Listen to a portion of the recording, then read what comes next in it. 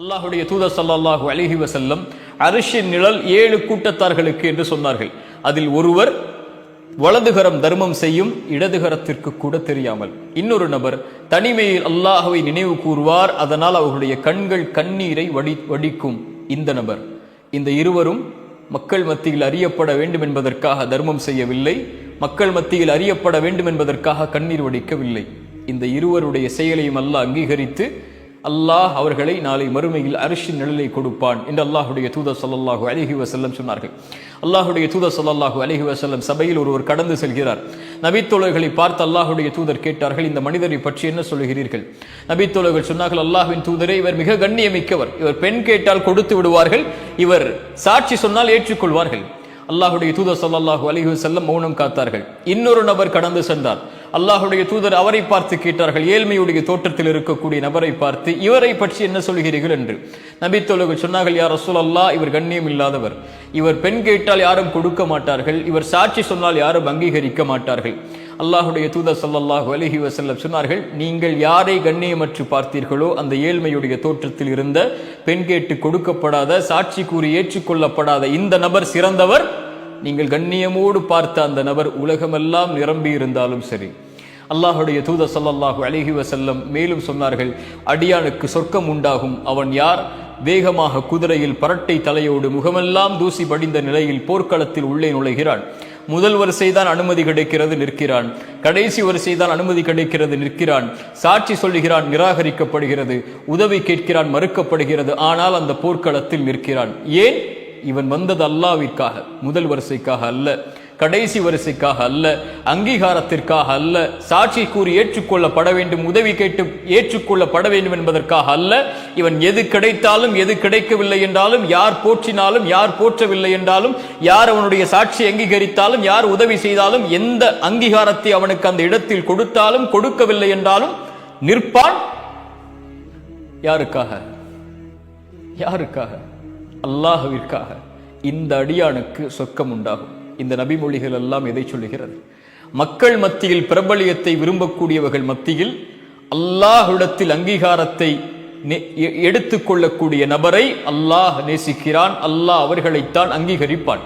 உலகமெல்லாம் உங்களை அறிந்தால் என்ன, உலகமெல்லாம் உங்களை பின்தொடர்ந்தால் என்ன, உலகமெல்லாம் உங்களை போற்றி புகழ்ந்து உயர்ந்த தரத்தில் வைத்தால் என்ன, அல்லாஹ்விடத்திலே நீங்கள் யாரோ அதுதான் இந்த உலக வாழ்விலும் மறு உலக வாழ்விலும் முடிவு. இதை அறியாத பலர் மக்கள் மத்தியில் பிரபலியத்தை தேடி ஓடிக்கொண்டிருக்கிறார்கள். என்னை அவர் அறிந்து கொள்ள வேண்டும், என்னை இவர்கள் அறிந்து கொள்ள வேண்டும், என்னை இவர்களெல்லாம் பின்தொடர வேண்டும். சோசியல் மீடியாக்களுடைய இந்த களத்தில் என் வீடியோக்களை இத்தனை பேர் பார்க்க வேண்டும், இத்தனை பேர் லைக் செய்ய வேண்டும், இத்தனை பேர் ஷேர் செய்ய வேண்டும், இத்தனை பேர் கமெண்ட் செய்ய வேண்டும், இத்தனை பேர் என்னை ஃபாலோ செய்ய வேண்டும் என்று பிரபலியத்தை தேடி ஓடிக்கொண்டிருக்கக்கூடிய நபர்கள் மத்தியில் அல்லாஹுவை தனிமையில் மறைவில் வணங்கக்கூடிய அடியானை அல்லாஹ் நேசிக்கிறான். எது மேலானது? ரசூலுல்லாஹி ஸல்லல்லாஹு அலைஹி வஸல்லம் சபையில் உட்கார்ந்தால் அல்லாஹ்வுடைய தூதர் யார் என்று தெரியாது. நபித்தோழர்களுடைய வாழ்வு ஒட்டுமொத்தத்தையும் படித்து பாருங்கள். இரவில் ஒரு நபித்தோழர், ஒரு ஏழ்மையான நபித்தோழரை அழைத்து சென்று வீட்டில் உணவை கொடுத்தார். அந்த செய்தியை அறிவித்தது யார்? அவராக வந்தார். அல்லாஹ்வுடைய தூதர் ஸல்லல்லாஹு அலைஹி வஸல்லம் ஒருவரை சொர்க்கவாதி சொர்க்கவாதி சொர்க்கவாதி என்று அறிமுகப்படுத்தினார்கள். ஏன் அவரை சொர்க்கவாதி என்று சொன்னார்கள்? நபித்தோழர்களுக்கு முன்னால் அவர் அப்படி வாழ்ந்து காட்டினாரா? மறைவில் அவர் உள்ளத்தில் ஒரு செயலை நினைத்தார், யாருக்கும் என் உள்ளத்தில் கெடுதல் இல்லை, யாரை பற்றிய தவறான எண்ணமும் இல்லை என்ற செயலை உள்ளத்தில் வைத்திருந்தார். அல்லாஹ் அங்கீகரித்தான், நபிக்கு அறிவித்தான். குர்ஆனுடைய ஹதீஸுடைய செய்திகளை எடுத்து பாருங்கள். அல்லாஹ் ஒரு நாய்க்கு தண்ணீர் கொடுத்த நபரை ஹதீஸில் வைத்திருக்கிறான். ஒரு முள்ளை அகற்றிய நபரை அல்லாஹ் ஹதீஸில் வைத்திருக்கிறான். அல்லாஹ் ஒரு மரத்தை பாதைக்கு இடையூறு தருவதற்காக வைத்திருந்த மரத்தை வெட்டி வீசியவரை அல்லாஹ் ஹதீஸில் வைத்திருக்கிறான். 3 பேர் குகையில் மாட்டினார்கள். யா அல்லாஹ், இந்த செயலை அங்கீகரித்தால் எனக்கு உதவி செய். ஒருவர் சொன்னார், என் பெற்றோர்கள் சாப்பிடாமல் நான் சாப்பிட மாட்டேன். ஹதீஸில் இருக்கிறார் அவர். ஒருவர் சொன்னார், ஒரு பெண்ணை நான் நெருங்கினேன், நெருங்கும் போது அவர் அல்லாஹ்வை அஞ்சிக்கொள் என்றார், விலகிவிட்டேன்.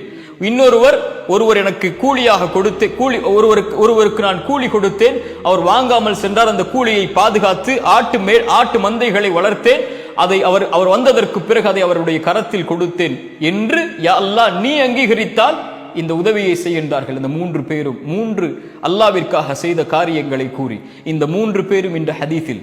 ஏன்? இவர்கள் மக்களுடைய அங்கீகாரத்தோடு இந்த செயலை செய்ய வேண்டும் என்று ஆசைப்படவில்லை. இவர்கள் எதிர்பார்த்ததெல்லாம் அல்லாஹ்வின் அங்கீகாரத்தை மட்டுமே. மக்களுடைய பார்வைக்காக செயலை செய்தால் ரசூலுல்லாஹி ஸல்லல்லாஹு அலைஹி வஸல்லம் சொன்னார்கள், ஷிர்க் இணை வைப்புடைய மறை இணை வைப்பு.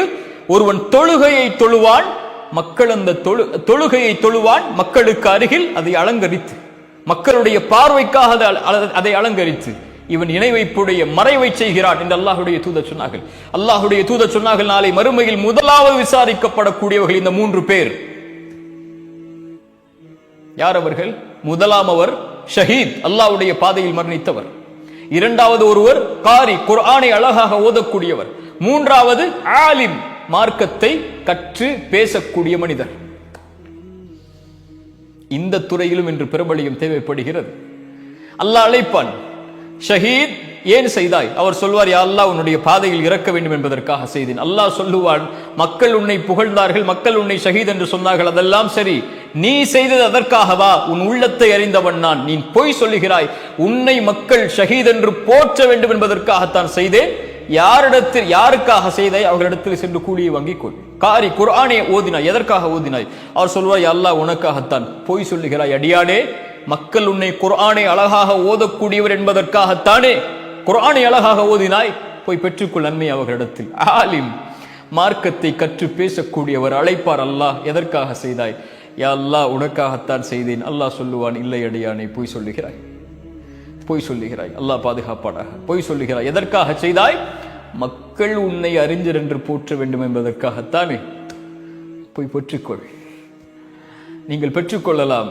நீங்கள் மார்க்கத்தை சொல்லக்கூடிய மனிதராக இருந்தால், மார்க்கத்தை எடுத்து வைக்கக்கூடிய நபராக இருந்தால், உங்கள் ஃபேஸ்புக்கில் எத்தனை பேர் இதை கமெண்ட் செய்திருக்கிறார்கள், எத்தனை பேர் இதை லைக் செய்திருக்கிறார்கள், எத்தனை பேர் ஃபாலோ செய்திருக்கிறார்கள், மக்கள் இதை ஏற்றுக்கொண்டார்களா, மக்கள் இதை பார்க்கிறார்களா, நான் பிரபலியமாகி விட்டேனா, மக்கள் மத்தியில் எனக்கு அங்கீகாரம் இருக்கிறதா, மக்கள் என்னை மதிக்கிறார்களா, மக்கள் என்னை அறிஞர் என்று போற்றுகிறார்களா, மக்கள் என்னை காரி என்று போற்றுகிறார்களா, மக்கள் என்னை சிறந்தவர் என்று போற்றுகிறார்களா என்று நீங்கள் பிரபலியத்தை மக்களிடத்திலே தேடிக்கொண்டிருந்தால் மறுமையில் அல்லாஹ் அழைத்து சொல்வான், யார் உங்களுக்கு லைக் செய்தார்களோ, யார் உங்களுக்கு கமெண்ட் செய்தார்களோ, யார் உங்களுடைய வீடியோக்களை ஷேர் செய்தார்களோ, அதைத்தானே எதிர்பார்த்தாய்.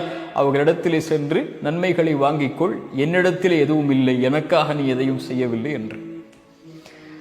அல்லாஹ் ரப்புல் ஆலமீன், அல்லாஹுவை அஞ்சக்கூடிய, அல்லாஹ் நிறைவோடு இந்த உலக வாழ்வில் வாழக்கூடிய, தனிமையில் மறைவில் அல்லாஹுவை வணங்கக்கூடியவர்களை அல்லாஹ் நேசிக்கிறான். அல்லாஹுடைய தூதருடைய இரவு வணக்க வழிபாட்டை அல்லாஹுடைய தூதர் எப்போதும் சொல்லவில்லை. அவர்களுடைய மனைவி அவர்கள் சொன்னார்கள், அல்லாஹுடைய தூதர் இரவில் வணங்குவார்கள்.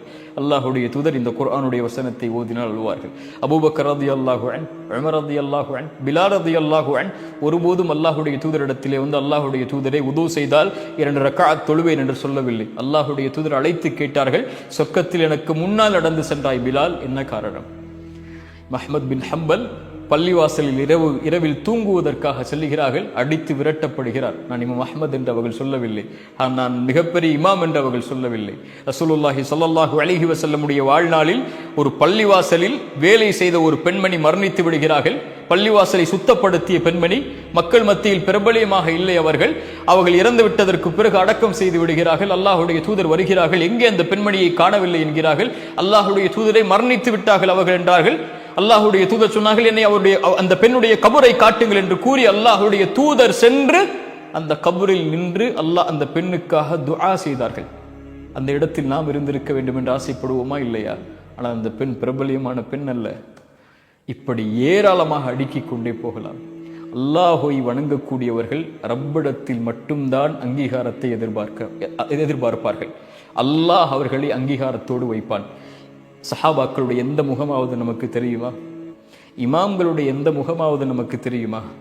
நல்ல அறிஞர்களுடைய, நல்ல இறைநேசர்களுடைய எந்த முகமாவது தெரியுமா?